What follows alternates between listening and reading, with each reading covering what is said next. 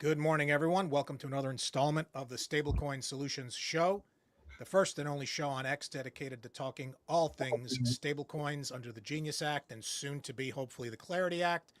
If you miss this live broadcast on X, you can always replay it. It'll be uploaded on both Spotify and iTunes podcasts. And I've got my co host in the house. Love it when I can have John Wingate in the house. John from Bank Social jumps in and gives me the coder and banking sector perspective on a lot of my takes, and I always welcome that. And of course, before we jump into the conversation, for those of you who have not already, please remember to go and download a copy of my guide, Make Your Wallet Your Bank, Breaking Away from the Banking System and Their Toll Booth Economy. It is something that I think will bring a lot of value to people, merchants and consumers. It's free to download. Link is in my pinned tweet, and link is in, of course, all of my YouTube, Spotify, Apple Podcasts profiles. So please go ahead and take advantage of that book. It's free. I'd love you to join the community and join this movement. We are definitely reinventing the way payments and custody of money is happening in this world, and I'm glad to be on for the ride. Before we jump into the conversation, good morning, John. How are you today? While you fill in some space, I'm going to go ahead and repost the show on X, okay? All right. Good morning. Yeah, no, thanks so much. It's been a few weeks since we last been able to sync. I'm actually home this morning with my daughter. So if you hear some side noise, that's her. Last day of school, so we're dealing with that this morning. But yeah, it's been a crazy couple weeks to say the least. I think we've seen this the commentary on this go every which way, right, Carlo? We've seen it go from it's happening to now it's not happening again. It'll never get done. So we've seen this sway pretty much every way it could, and I can't wait to get into it with you this morning. But certainly the narrative continues to stay exciting. Without question, the narrative is getting more exciting by the minute as far as I'm concerned. One of the things that I was thinking about this week and that I wrote about is, you know, I don't think we got to speak after the Clarity Act passed through the Senate Banking Committee, and what an absolute circus that was. Elizabeth Warren's performance during that hearing just for me confirms, and I've been pretty vocal about this and written about it extensively, that she has essentially lost the narrative. She came into Congress on the crest of the wave of the great financial crisis, and her background in bankruptcy and consumer protection certainly made her narrative and her story very important back then because she was trying to protect consumers from the financial system. But I think where she's lost her way, John, is that her disgust with crypto and her anti-crypto army stance has really just clouded her judgment to the point that the very things that she espouses to believe in, which is protecting the consumer, are actually being lost in her narrative. Her performance in that Senate hearing really, I think, has made her an island unto herself at this point because she couldn't even get her own party line to vote with her on some of the absolutely extreme amendments that she was proposing. And it just makes it clear how anti crypto and how anti stablecoin, frankly, she has become at this point, to the point where, again, I think she's become an island unto herself. And then, she doubled down. And this is one of the pieces I want to talk about to kind of start the show is she doubled down on all of this by sending a letter to the OCC demanding full disclosure of everything that went into the 9 trust charters that were granted to what she describes as crypto banks. That prompted me to write this post, which is available on my Substack, the DeFi Defender, questioning what is a bank, because I think what we are seeing right now, John, is we are seeing immense pressure from all sides on redefining the notion of what a bank is. And that's something we have not had to confront in this country for well over 100 years. You are on the front lines basically redefining what a bank is. So I'd love to get your thoughts on this because her notion that a trust charter is somehow dangerous for a crypto firm to get approval of by the OCC is exactly the opposite of consumer protection, because what she's essentially doing is she's saying to the regulators, don't grant trust charters to these crypto firms, push them offshore so we can continue to have the kind of high risk unregulated behavior that caused the FTX collapse, et cetera, and so forth, instead of having a trust charter where monies are custodied under OCC and Fed oversight. And now this has evolved into, and I want to get your thoughts on this too, the executive order from the White House basically pushing for the Fed and the OCC to re-examine whether these neo crypto banks that have gotten these trust charters should get access to Fed wire. John, this like comes full circle for us because back in September, we did the Genius Act roundtable. We actually talked about this was coming. So a lot that I just put on the table, but man, I want to get your thoughts on all this because I think this is fascinating where this is going. Yeah, I think the first thing that Elizabeth needs is somebody needs to get her a beer. She needs to sit down with America again and kind of reevaluate her stance and what she needs to do. But the Skinny Master account isn't just for trust companies, right? That's Right. the even bigger news here is that you don't even have to be a trust company or a trust bank under what Fed Chair Waller's trying to do, which is what I think Anthony was on that call from Yep. Coinbase. I was on that call. Caitlin was on Caitlin that Long. call. Yep. Caitlin Long was on that call, and I made the statement that they're going to let just pretty much anybody who applies, you're not going to need to be a bank, get Skinny Master accounts. And Anthony agreed with me. He was there. He was actually in the room at our offices when we met with the Fed chair. And so, I think that everybody's misjudging what's really going on here. This is not even about banks anymore. This is about just reworking, like you said, reworking what the term bank not only means, but what the whole regulatory structure around financial access means. So it's not so much what does a bank mean anymore. It's more what's the regulatory environment Right. for financial access going to look like going forward. And I think some things will still be relegated to banks. I don't think we want trust companies or definitely not companies who just get master accounts to be able to rehypothecate and do things that do need different types of visibility and oversight put on them. Certainly things could spiral out of control, but having a master account, I remember when we first got into the space, you try to get a bank account, you try to move money, you try to do anything, and nobody wants to touch it. And Yep. really, this is less about crypto and more about fair access. I think Exactly. if we Exactly. put, that's exactly what it is. And that's where you're coming from with, the pushback to people like Warren. This is about financial access. This is about the, Main Street. It's about getting people access to tools. And it's also about letting the market decide who the winners are and not letting the biggest pocketbooks, the biggest kiss asses, the best politicians get access. It's about, and that's the way the rest of the market for the most part works. I mean, there are a few off limit areas like defense. You can't go build your own missiles. You'll get shut down if you build your own missiles. I'm Yeah, okay with that probably not a actually. good idea. I'm okay with that actually, but when it comes to like being able to eat and being able to use a system that doesn't charge you 3.5% every time you want to eat, like Yes. that should be something that the market finds the most optimal route for. And I think that's where we really are. And I know that the new Fed chair structure with the new Fed chair, coming in, I think we're really going to change.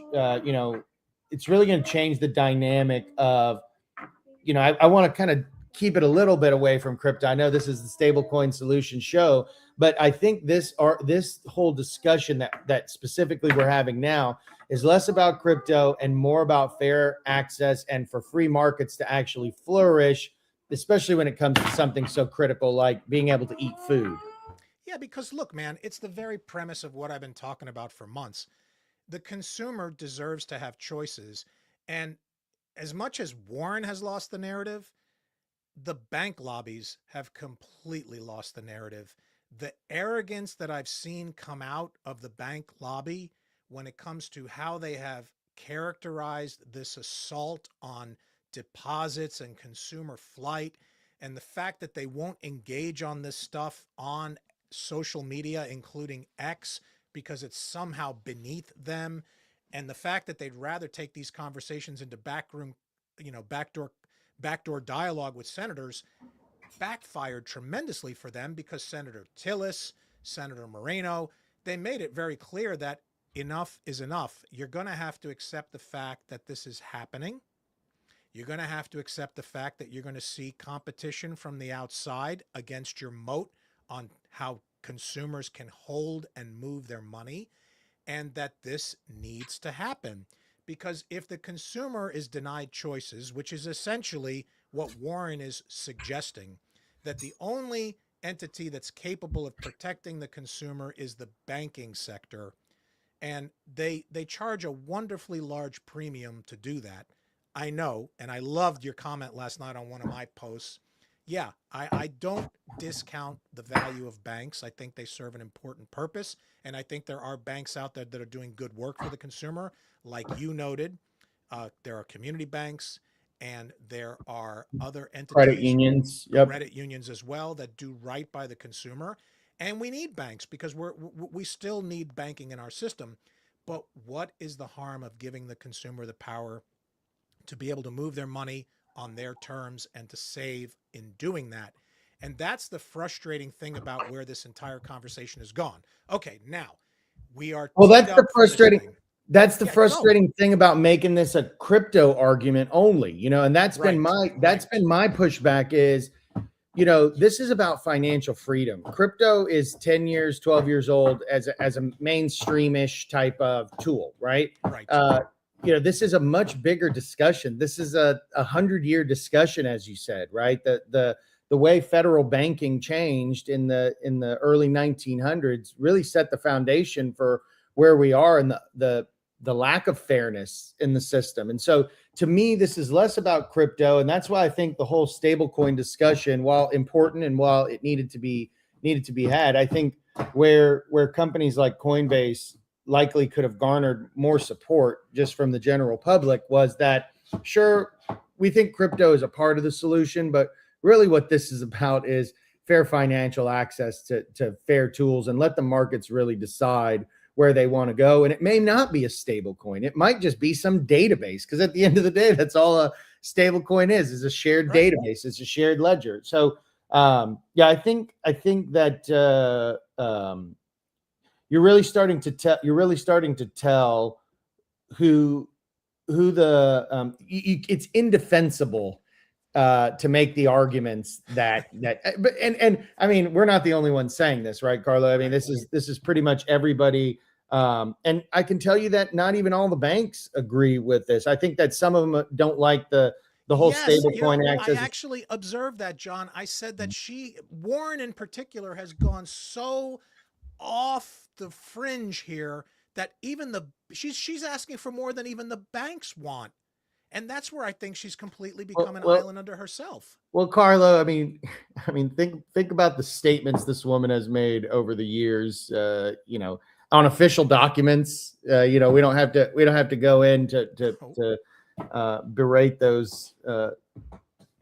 What we know, but I mean, these types of things don't really help anybody. But I think we are at the end of this being a challenge, because Kraken already got their skinny master account. The floodgates have, while maybe they're not fully open, the leak has started, and certainly the water's flowing. And I don't think that that's going to be something that it can't be stopped. And I think the only thing that's likely, or not likely, but the only thing that could stop it is not getting some of this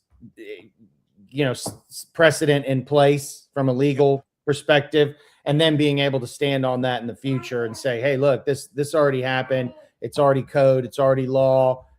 skinny master account. Anybody should be able to get a skinny master account, just like a bank account, in 120 days, provided that you can, explain. I don't even know that the word justify needs to be used, but Yep. as long as you can explain, and then going forward are able to prove that you're using it for that, then I think that's what we really need right now. Well, I think, John, it reinforces the importance of getting clarity over the line.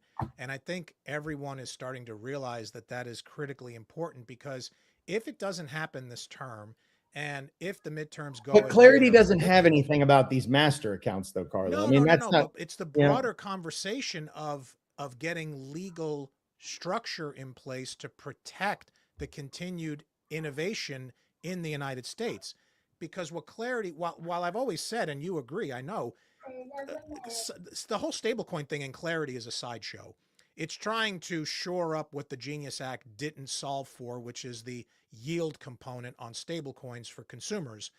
But the broader conversation here is, and what Warren essentially showed the country when she postured and put on her performance in that Senate banking hearing, is that if she gets control of the gavel after the midterms, we're not going to see any meaningful crypto regulation come out, which means tokenization, which means clarification of DeFi, protection against anti-CBD, CBDCs, stablecoin infrastructure. All of this stuff depends on legislative initiative. Now, look, the SEC is not sitting around waiting for the Clarity Act. They're going to be pushing forward with their own tokenized asset framework that's yeah, but supposed to they be don't coming make out in a law. They day. don't make laws, Carlo. They don't make laws, Bingo. right? Bingo. All they do is they interpret the existing laws, and they can interpret them for the next 2 years as, hey, we see you guys saying crypto's whatever you want to do, right? But Right. if we don't have the laws, there's no standing, right? Yeah, it gets blown up in the next administration. it's blown up in the next administration. So that's Um, why this is so critically important to get done. So before we pivot to the next thing I want to talk about, which is frankly really fascinating to me, where do you see this going? Do you think Clarity's got a shot? I mean, it cleared the Senate Banking Committee. They got to reconcile the agriculture side of it with the banking side of it and get it up for a floor vote. I'm tending to think this is going to happen. I think it's going to pass. What do you think? you know, we've worked with a couple of people on the ag side. I think it's going to come out of committee and it'll look all right. I don't know about it passing, Carlo. I just think there's still too much. I still think there's too much opposition. I think there's a chance that it passes. But I'm not feeling particularly encouraged by Yeah. the initial lack of movement on something Especially like the this. ethics thing. I mean, that's still not resolved. And the Trump family and all the concern around the Trump trades and so forth, it just Well, opened and up a now they're broader leaning, conversation. and now there more fuels on that fire with the ruling the other day, or I don't know if we can call it a ruling. Maybe you can tell me what it's called, but the IRS issued a Oh, letter saying we'll never go after Trump again. And I mean, it's like, well, what is he weaponized? It's like, no, they skewered the man for years, and now because of that, they are barred from trying to skewer the man again. I don't know that I think it's good or bad, but it's added fuel to the fire. It's adding talking points to people like, Elizabeth Warren's, well, look what they just did for him. And if we get this is basically, I think the narrative right now is the Clarity Act is basically the IRS letter for scammers. That's Elizabeth Warren's narrative right now. And well, I mean, the thing Trump's the that lead pissed a lot of scammer. And people off, you're right. I mean, the thing that pissed a lot of people off about that IRS thing is that you got Trump suing the IRS for disclosing his tax returns. Trump, essentially, as the president, the chief executive of the nation, controls both the IRS and the Department of Justice. He's got the Department of Justice bringing a lawsuit on his behalf against the IRS. You got a federal judge intervening saying, wait a minute, this doesn't pass the smell test. And then on the eve of the judge actually shutting this whole thing down, you got this end around where DOJ basically, moves to, I guess, dismiss the lawsuit and then reach a settlement with the IRS for $1.776 billion, which is supposed to go into this slush fund. love it. And then this, 1776. How awesome is that? yeah, of course, for the culture.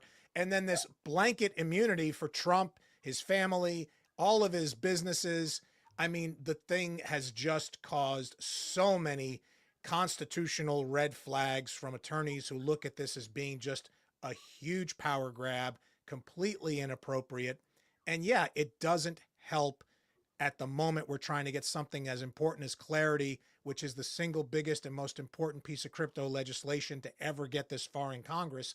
You're giving Warren just tremendous talking points here because her whole anti-corruption thing is basically on display with this decision, and people are not happy about it. I mean, we're not here to talk about that. We're not a political I didn't want. show. I didn't want to. I just wanted to sprinkle a little salt on Fair. the Warren narrative. Yeah, fair, because it's just making it harder. And I've been saying this, like, look, man, we got a White House that's so pro crypto, so pro innovation. All the tech bros and the crypto bros have all jumped in. And now, we're at the precipice of getting this thing done. And it's just one more scandal after another that derails it. And I just wish we could just calm down here and get this done for the good of the sector.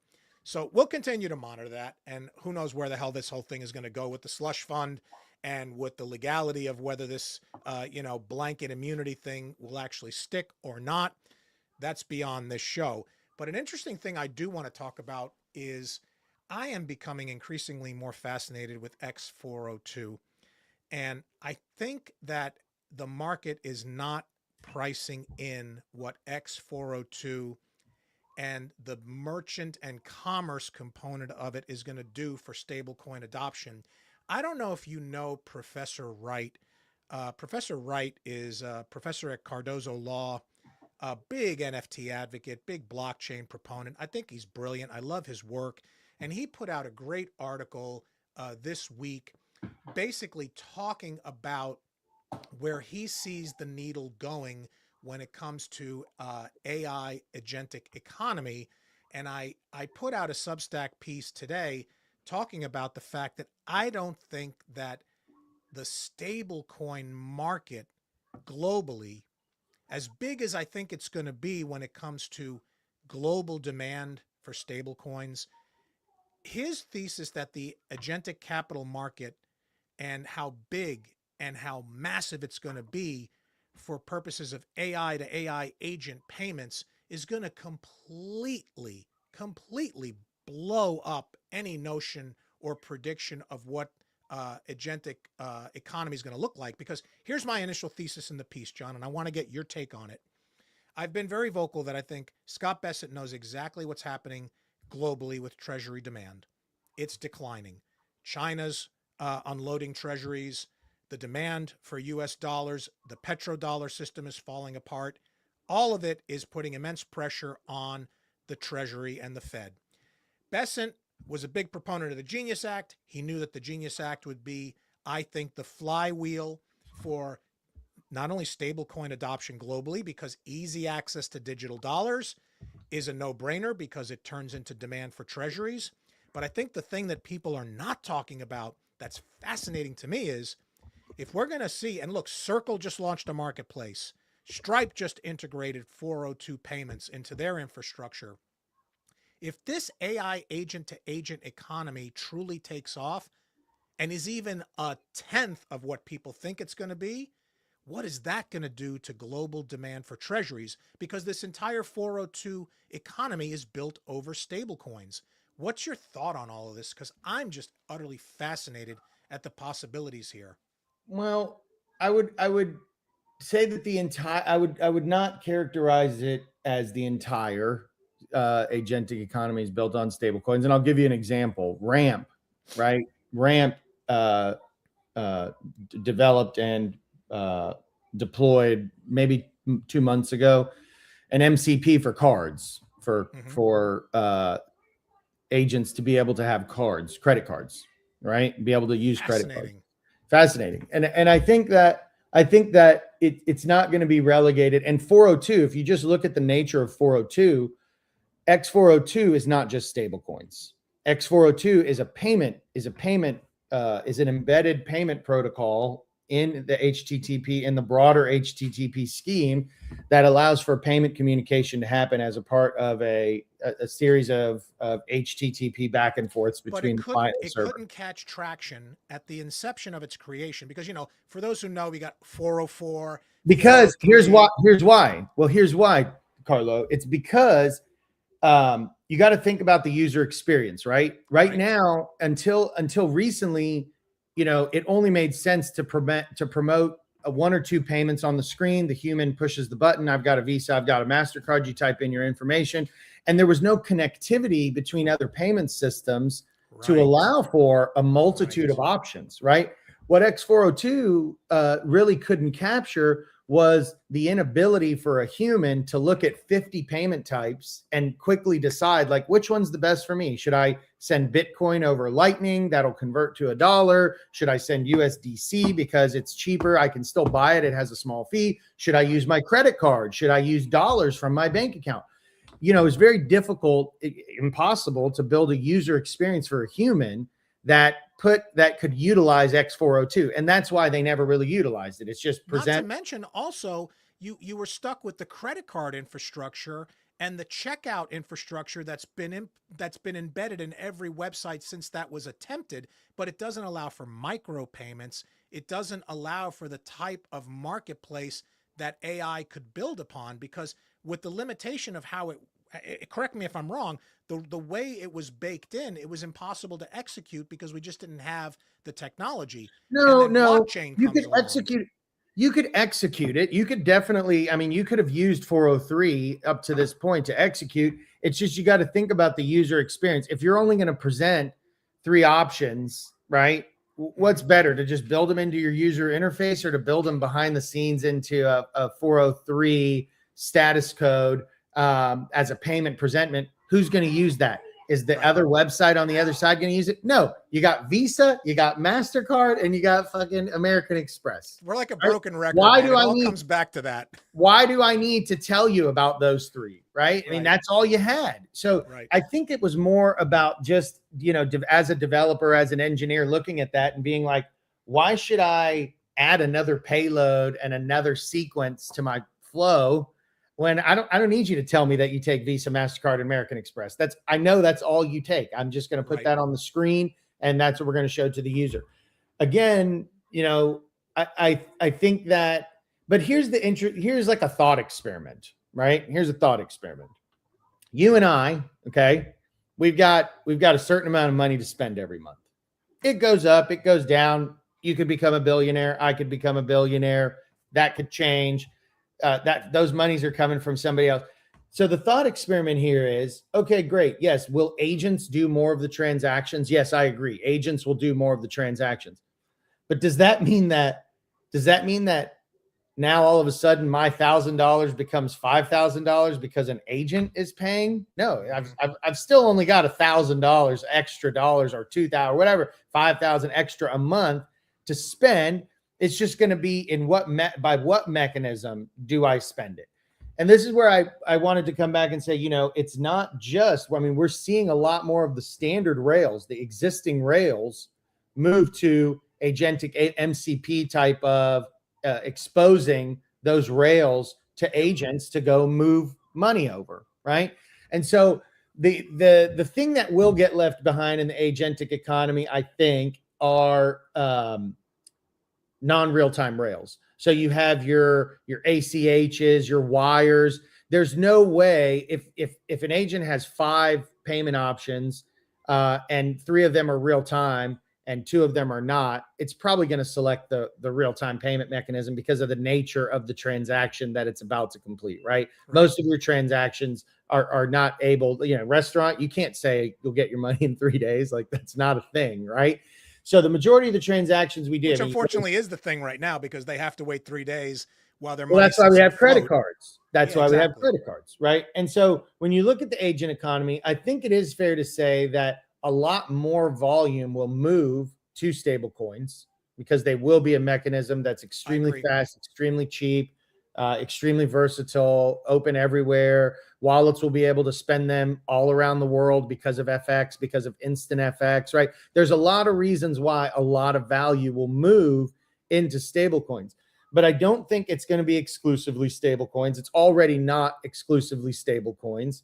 And I think that you will see in certain areas, you will see competition from the local banking infrastructure. I mean, it's just a fact. They've got a lot of the permeability into the existing infrastructure already, right? Their cores are already connected to card networks that can flip. They're will they? That's a different question. But I think that the this is why I come back to all this stuff has to be put into a narrative that says this is for the people. I don't really care if a stable coin is the next payment mechanism. Sure. Right? If it is, great. We'll use it just like, credit cards 30, 40, 50 years ago, whenever those things were invented. Everybody was like, oh my God, this is fantastic. We get to swipe this thing across paper and, magic happens. So I think I'm more for let the water flow where it wants to flow, where the market where the least efficiency or the most efficiency is in the markets. That's how these agents are going to operate anyway. They're going to take the path of least resistance. The question that gives them the least tokens too.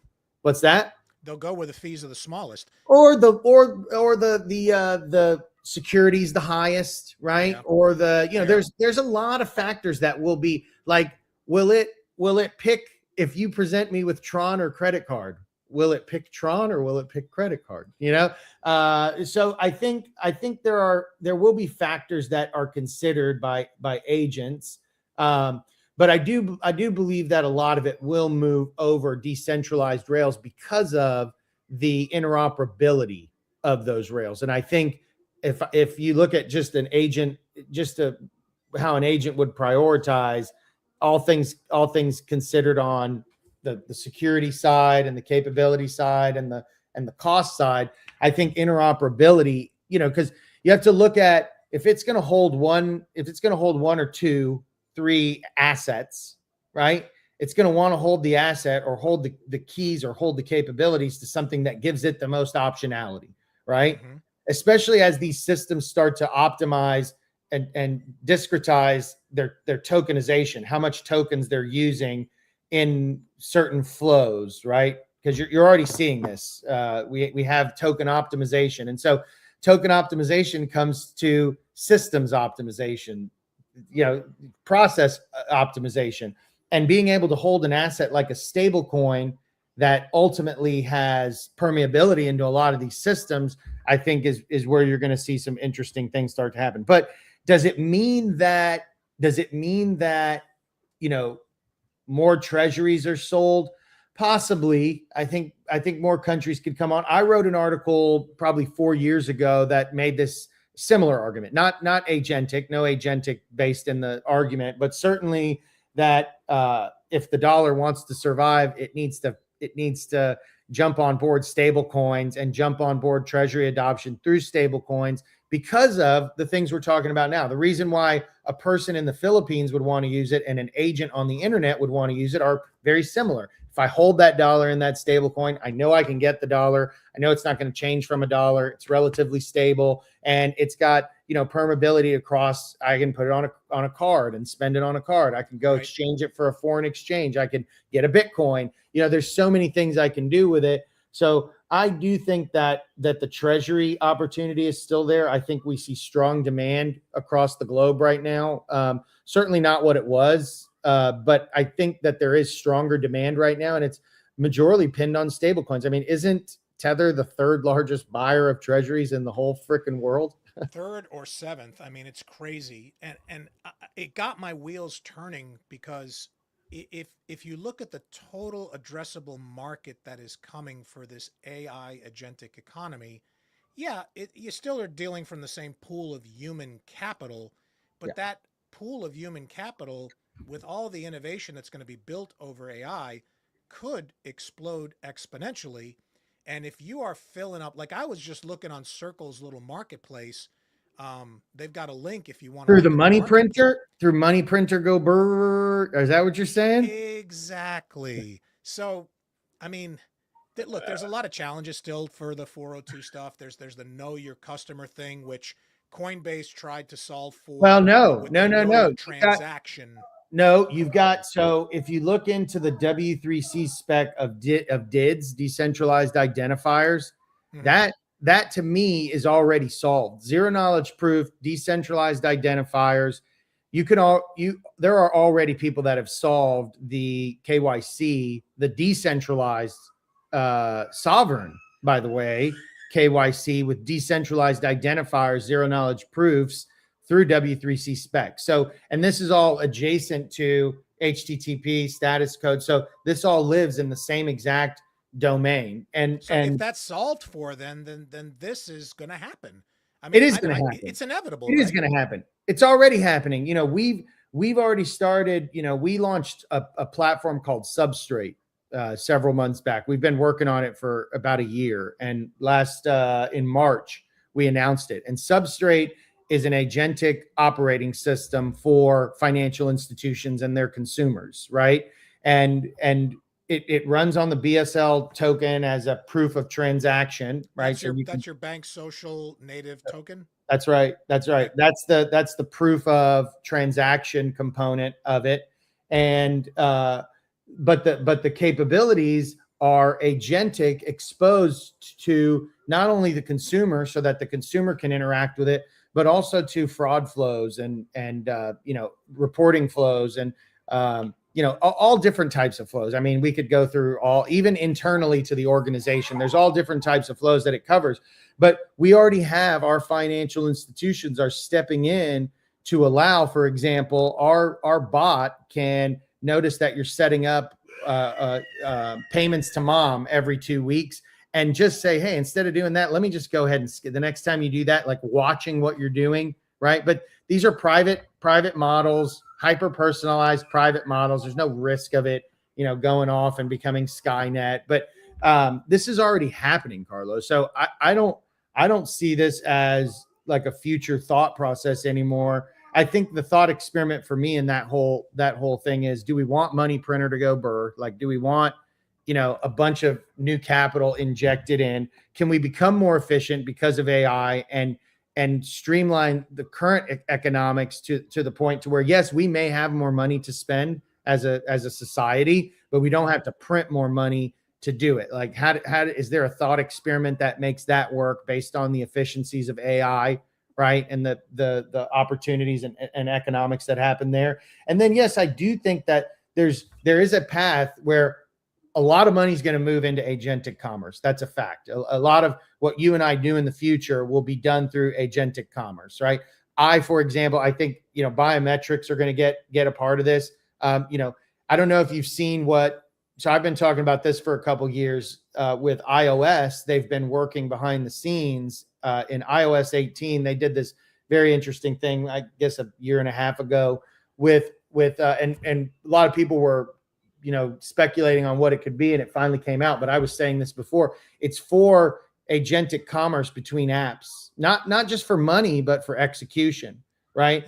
And so with zero knowledge proofs and not needing to go into the app and access the full app space of the secure enclave of the other app and all those, the sandbox area. So this is already something that it's not being built now. It was introduced 24 months ago, and people have been layering on top of that. And now we're starting to see that kind of behind the scenes. People don't know it's happening, but you could see something like, in the future, I just tell Siri, hey, Siri, pay Carlo $25 from my bank social banking app, right? And because of all those agentic layers that are combined between, kind of those safe handoffs in iOS and in Android, Siri will just be able to do that. And it'll identify my biometrics. It'll identify my voice. Of course, we got Face ID, we got passkeys, we got all these things, and those will be used as the chain of authority across for these agents to perform tasks on our behalf, up to and including moving money from me to you, right? I could even see a future, and I've said this a few times, where you've got these new Meta Ray-Bans, right? And Right. so just the act of going into a store, it knowing where you are, looking at a QR code on a device, and saying, hey, I authorize this payment, getting a little, do you authorize this payment in your glasses? these are the types of experiences that humans are just going to expect. Nobody wants to pull out their phone. Nobody wants to pull out their credit card, let alone now their phone. I mean, I put my cards on my watch so I can tap from my watch. Like, I just want to walk in and walk out. And look, Yep. Amazon's already tried this, right? They just did it with, I think, the funniest thing, because and you can ask a couple of our engineers, when you remember when the walkout technology from Amazon came out maybe 2-3 years ago. No, what is that? Yeah, so Amazon Go is, you can walk into a store, to an Amazon Go store, pick up anything you want and walk out, and you just scan your palm when you go in, or your app, you tap your app or you scan your palm, you walk in, you grab something off the shelf and you walk out. And they touted this as this, agentic blah blah, and it turned out so then people started getting receipts and charges like 3 weeks later, a month later. And they did some investigation to it, and there was like a 10,000 manned unit of people in India watching the cameras and clicking on. And so, I actually made the joke with that specific case before we knew that I bet this is just like a bunch of people in a country somewhere just, pushing buttons. And that's really what AI is just a bunch of people like, getting the whip cracked on them.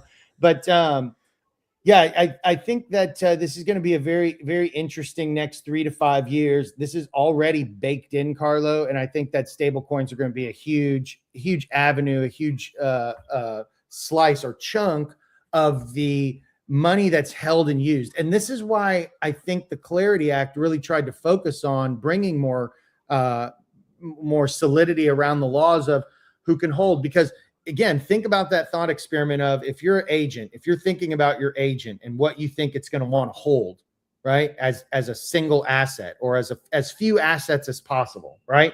It might hold Bitcoin because it can't get it, every 20 minutes or whatever, right? Might hold some Lightning, but it's going to probably hold a lot of stable coins and maybe have like a credit card, right? Maybe a bank account, right? Why would it need 20 bank accounts? Maybe if you have a business, right?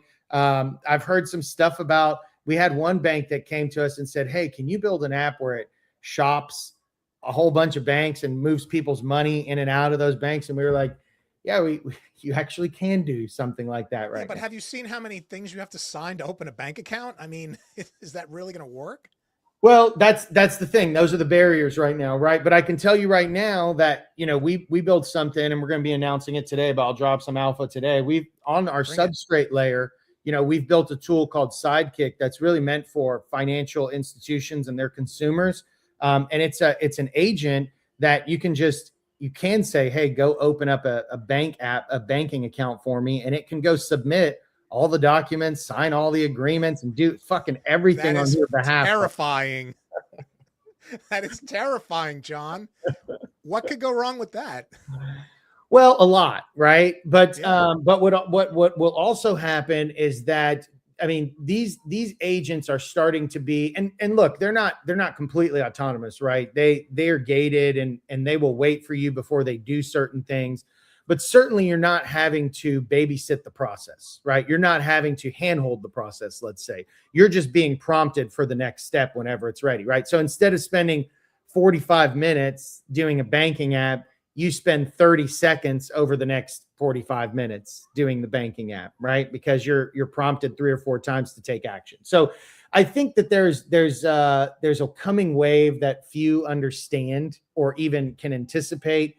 But I think all the infrastructure is in place, and we're no longer, from a deployment perspective, waiting on infrastructure to make this happen. I think it kind of makes me laugh, John, because as you're saying this, I'm thinking about, I don't know if you remember those corny movies that we used to watch in the classroom that were like made in the 50s about what the future would look like. yeah, And you'd have like the housewife with her fully yeah, automated kitchen, that's right. and dad would get into his, super modern car. Suitcase And car, and yeah, exactly. And it's yeah. kind of like that now. Like things that like you just said, that would have been unthinkable. There's no way I'm giving a computer permission to go ahead and open a bank account and giving it my social and all this. It all seems like it's impossible, and there's no way we would ever do this until the day comes that we are doing it. And it's just like Uber. I mean, it was unthinkable that you'd put your teenage kid in a car with a perfect stranger and send them across town, but now you do it without even a thought. It was unthinkable that you would rent a room in somebody's house on an app without ever meeting them, and you would actually lay your head on the pillow and close your eyes in somebody else's house, and we're doing it. So while these things seem far-fetched, they're going to become normal, right?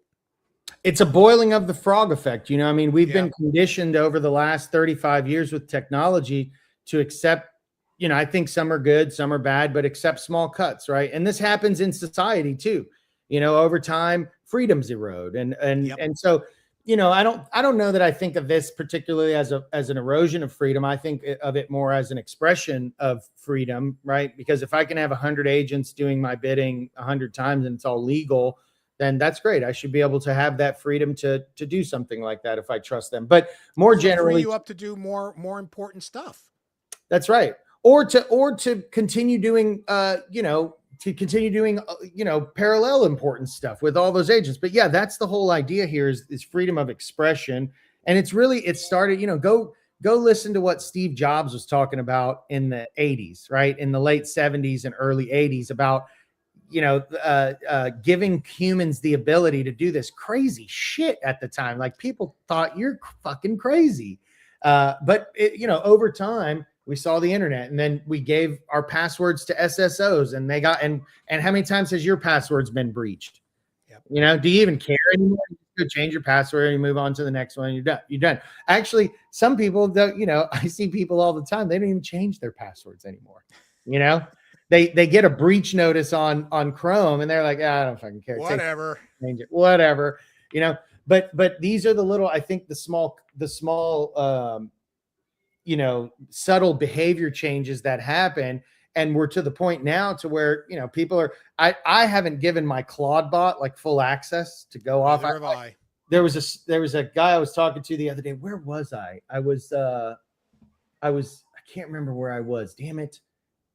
I was somewhere, and I was at a conference, and I did my AI talk, and this guy comes up to me afterwards, and he's like, man, look, this is a great talk, blah, blah, blah. Let me show you what I'm doing. And I've got a Claude bot at home, and he tries to log into it, and he can't log into it. And he was like, he goes, well, I just updated and restarted it. And I was like, well, let's hope that it's not out. Like it shut you off. It went Skynet on you. It shut you off. And now it's doing its own bidding, and you can't monitor and control it. So what are you doing, Dave? Yeah, exactly. Well, we've been experimenting with, for almost 2 years now. I've been experimenting with what I call institutional intelligence, like where I can clone myself or my thoughts or, Cool. access to my stuff. And I can build something that's me, and my team can talk to it as if it's me. And there have been times where I don't know. Have you ever seen the TV show Silicon Valley? Yes. Okay, so there was a couple episodes where Guilfoyle had an AI Guilfoyle, and Dinesh didn't even know that he was talking to AI Guilfoyle, and then he gave Dinesh an AI Dinesh, and then AI Dinesh let it go on his anyway, big long thing. But we started playing with that, and then we started playing with prompting, where out of the blue, we would get the agents to self-prompt, right? Look at the data and then reach out to somebody and say, hey, what are you working on? So because then the thing is living beyond you. If you look at one of the big exponential thinkers in our space, Raoul Pal, who runs Real Vision, he's got Palvatar. He has uploaded all of his writing, all of the books he loves, all of his global macro thesis. That's right. And he's got, I'm a member of Real Vision, so I go on there and you can talk to Raul and you can get his thesis and you can get his insights. He's basically building the AI agent of himself that will be deployed beyond him. Like he's seeing a world where you can interact with his bot when he's not even around anymore. Is he just doing that? So in my book, in the book Quantilarity that I wrote, one of the sections that I wrote on was the ability to live in a quantum state. Mm-hmm. Okay. Is that what we're doing? Right. Okay. Soul question aside, all that aside, right? Are we really looking at living in a quantum state? And I think we are. That's what I think we're looking at. And that's what the book is about. And then, think about those, in the sense of like a multiverse, a parallel universe, right? All these things are happening simultaneously. and your essence or whatever you want to call it is at the same point in time, right? Having 50 parallel experiences. And it could be for the exact same starting question. It could be from the exact same starting point, right? And so I think we are, it's even getting past like, am I just creating an agent of myself, or am I actually in some sense, and I think it's going to get tighter and tighter. And as we can tie machine to human, and as we can do all that, are you going to be able to experience? I mean, we only use 10% of our brains, Carlo. Right. Fucking 10. Right. Right. So Right. am I going to be able to experience these parallel realities where I'm talking with Carlo and my wife and this and this and this and this and this and this all at the same time? Yes, we are. Without the absolute crunch of bandwidth that comes That's with right. the fact that humans can't divide their attention very That's easily. right. That's right. It's not that you have to be in all those conversations from a sentient perspective, right? But you can have those conversations and jump in and out. I'll never forget. I had an ayahuasca-esque experience one time. Oh, damn. Okay. Now we definitely got to put the with the kid warning on this show. No, okay, but unpack it, I would describe it as that because it wasn't induced by ayahuasca or anything, but it, based on what you hear about those types of events. I'm not promoting ayahuasca, never done it, so nothing like that. Medical advice. Yeah, not medical advice. But it, kind of this opening of an infinite amount of doors and being able to step in and out of those doors, instantaneously, right? Jump from any door to any door instantaneously.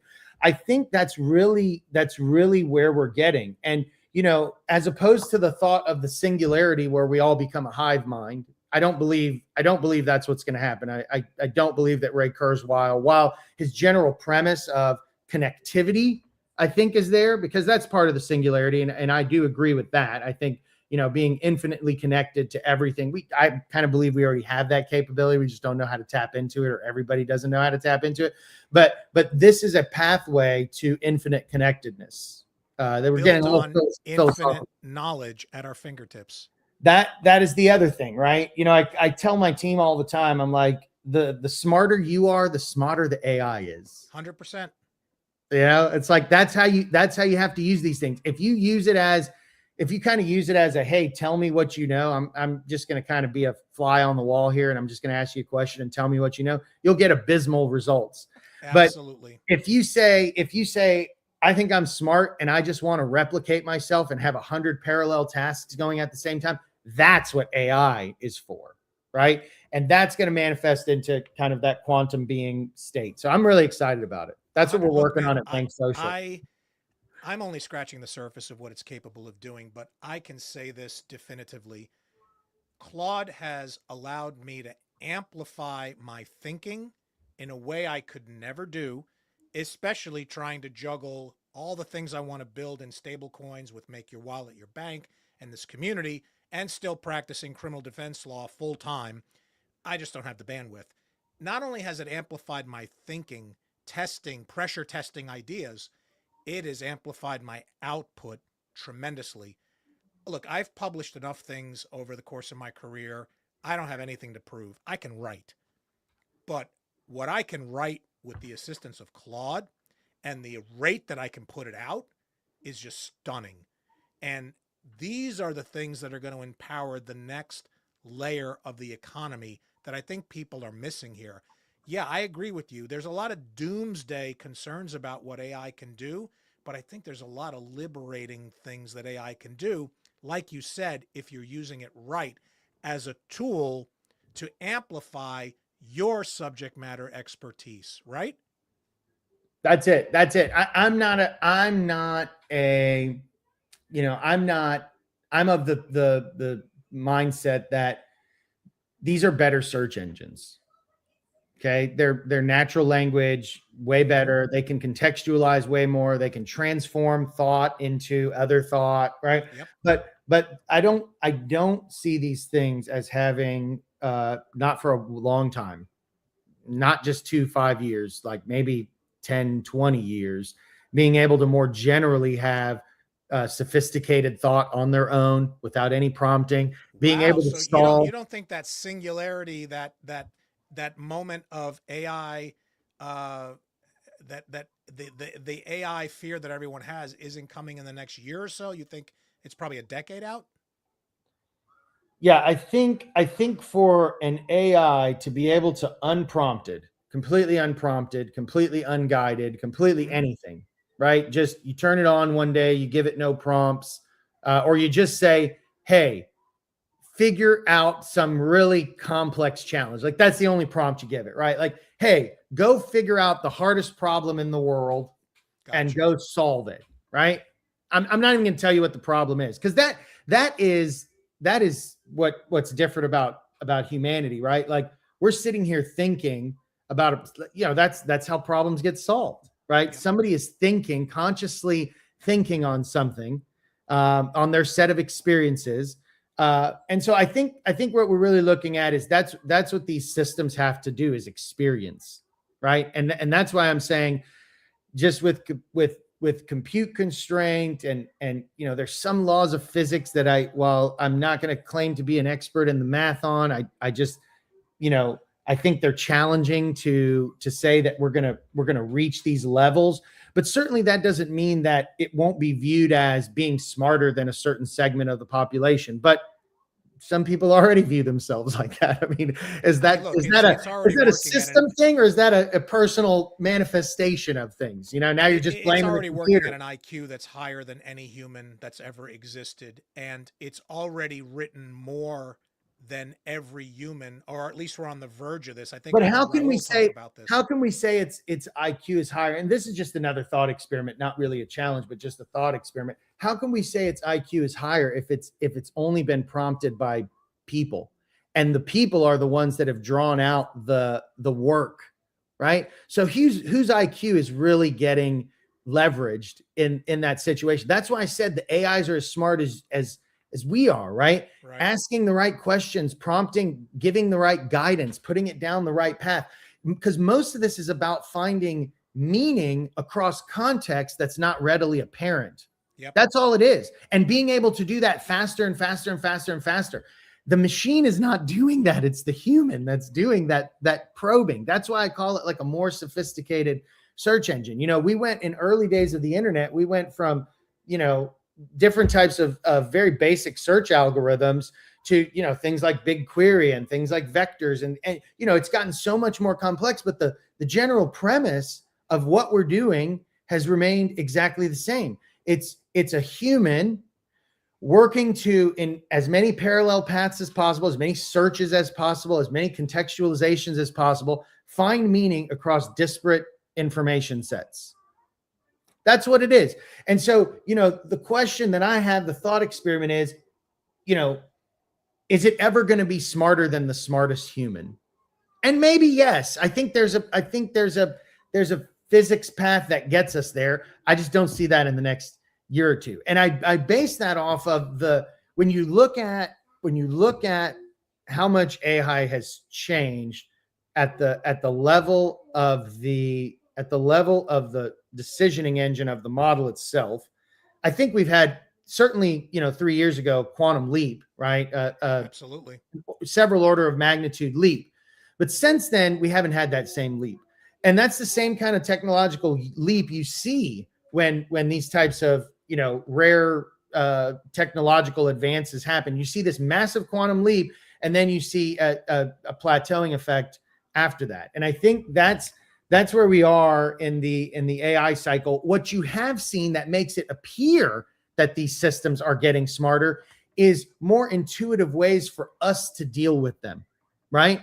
Being able to do it in, like, Claude Copilot didn't exist before, but guess what you could do if you were a developer? You could deploy it on a terminal, on a command line, and spin up 100 tabs and crawl your way through getting 100 agents doing what Claude Copilot does, because some other engineer said, hey, I can make this LLM have more capabilities for you, be able to do more of those parallel things for you. But the underlying LLM, the underlying intelligence, artificial intelligence, while way past where we were 10 years ago, since 24, 20, 23, 24, 22 hasn't really made that same exponential leap. And I don't think we'll continue making exponential leaps along this path. Not with the current state of the art as it stands right now. So, That's but a again, a thought fascinating experiment. thesis. That is a really fascinating thesis. I can tell you this, it's a fever dream since it started to where we're at as far as the human component of it. And I can say this, if you're not integrating it into your workflow, you're really leaving a lot on the table. Um, Look, I understand it creates a lot of busy work for people who aren't using it right. I get that. But if you are using it right, it is a force multiplier, which is undeniable. I can only imagine what Leonardo da Vinci would have put out if he had access to Claude. Okay, so you just fucking made my point. Excuse my language. No, I fucking love it because usually I'm the one with the potty mouth. So go. You made my point right there. What would Leonardo da Vinci have done with this capability, this type of AI? Oh my gosh, hold on. What could Leonardo da Vinci have done with this level of capability? And that goes back to my thesis of the genius is in the human, right? These things can be as smart as you are, right? You can the more capabilities you have and the more you're able to express those quantum states, right? Because they're also interoperable with each other in parallel. What could Leonardo da Vinci have done? That's a great question. John, you took it today in a direction I wasn't prepared for, but I'm here for it. I absolutely love it. We're going to land the plane on the show. I, as always, love it when you can make it in and Thank make you this a so much. conversation as I opposed to love just talking with you. me It's doing fun. my TED Talks on the Stablecoin Solutions show. So I always appreciate it when you have time to join. In closing, thank you to John at Bank Social for joining. Thank you to everyone who's joined. If you have not yet subscribed, go to my pinned tweet, go to my profile. It's in every profile on my socials. Download your free copy of Make Your Wallet Your Bank. Learn how to break free from the banks and their toll booth economy using fully regulated stablecoins. I'm building a community around this to educate both consumers and merchants on how to use stablecoins to leverage what they have, which is the ability to control their money now, something that's never existed before. So take advantage of that. Start the journey. John, we run it, as you know, every Friday live, 9 a.m. Eastern, the Stablecoin Solution Show. If you missed the live one, download the podcast version of it, and hopefully I'll get you back in the hot seat next Friday for another continuation of this conversation. We'll do it. Thank you, everyone, for joining us. Have a great weekend. Thank you, John. Thanks, Carlo.